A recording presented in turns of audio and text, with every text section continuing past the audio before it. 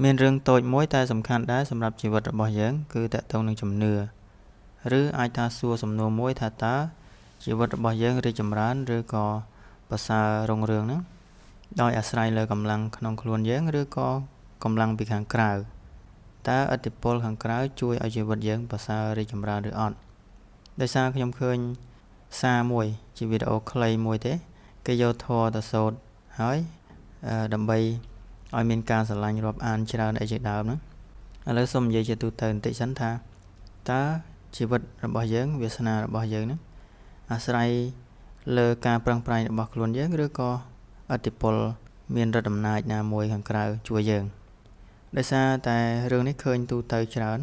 មានเพจខ្លះអីចឹងគាត់ប្រហែលជាគាត់ជឿរឿងហ្នឹងទៅក៏គាត់សូត្រហើយមានเพจមួយនេះគាត់ដាក់ឈ្មោះថា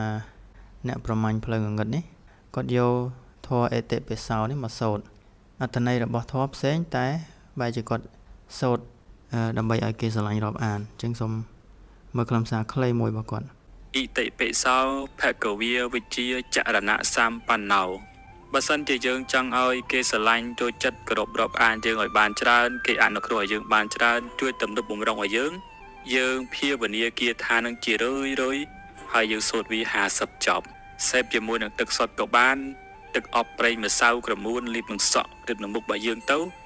កាន់ទីណាក៏គេស្រឡាញ់ចូលចិត្តដែរគាត់សូត្រធម៌អេតិពិសោហ្នឹងដែលតាមពិតយើងធ្លាប់រៀនពីថ្នាក់បឋមមកព្រះសង្ឃបរៀនយើងឲ្យសូត្រអេតិពិសោភគវេអរហង្គសម្មាសម្ពុទ្ធោវិជ្ជាចរណៈសម្បណ្ណោហ្នឹងអញ្ចឹងមានន័យថាម៉េចតើយកធម៌ហ្នឹងទៅសូត្រដើម្បីសុំសេចក្តីសុខឲ្យគេស្រឡាញ់រាប់អានត្រូវឬខុសព្រោះអត្ថន័យនៃការសូត្រហ្នឹងគឺនិយាយអំពី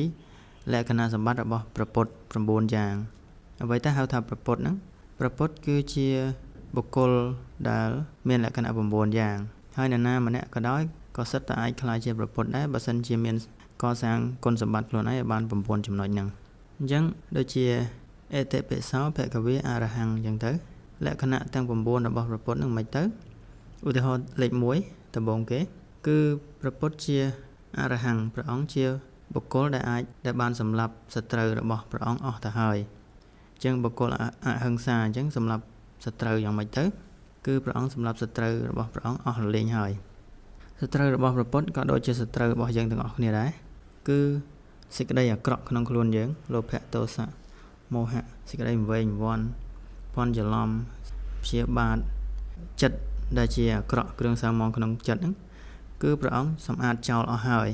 អញ្ចឹងបុគ្គលណាក៏ដោយដែលធ្វើឲ្យចិត្តបរិសុទ្ធស្អាតអស់ហើយអញ្ចឹងគឺជាព្រះពុទ្ធនឹងលក្ខណៈទី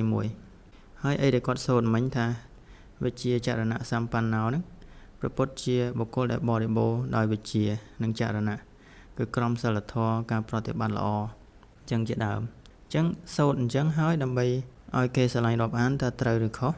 តើការសូត្រដើម្បីប្រាថ្នាឲ្យមានឥទ្ធិពលខាងក្រៅមកលើយើងមានផលឬអត់បើសិនបើយើងជាមនុស្សគួរឲ្យស្រឡាញ់ជាមនុស្សស្មោះត្រង់រាប់អានគេដោយល្អយើងធ្វើទង្វើល្អដាក់គេអញ្ចឹងមានគេស្រឡាញ់ត្រឡប់មកវិញអាហ្នឹងហាក់ដូចជាសមអញ្ចឹងទៅពេលដែលយើងស្ដាប់នេះគ្រាន់តែជាឧទាហរណ៍មួយនៃការជឿដោយភ័ន្តច្រឡំយើងសូត្រអំពីគុណសម្បត្តិរបស់ព្រះពុទ្ធប៉ុន្តែបែរជាយកមក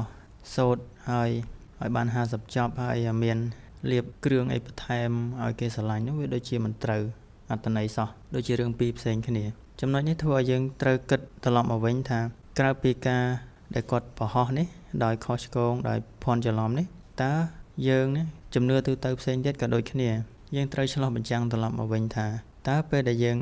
ឧបមាថាកូនសិស្សរៀនមិនចេះហើយតែបន់ស្រន់ឲ្យចេះតើចេះឬអត់គឺមិនអាចចេះដោយការបន់ស្រន់ទេច្បាស់ជាត្រូវខំប្រឹងបន្ថែមម៉ោងរៀនបើរៀនគណិតវិទ្យាមិនចេះត្រូវថែមម៉ោងរៀនគួរឬក៏ទិញសៀវភៅអានបន្ថែមធ្វើលំហាត់បន្ថែម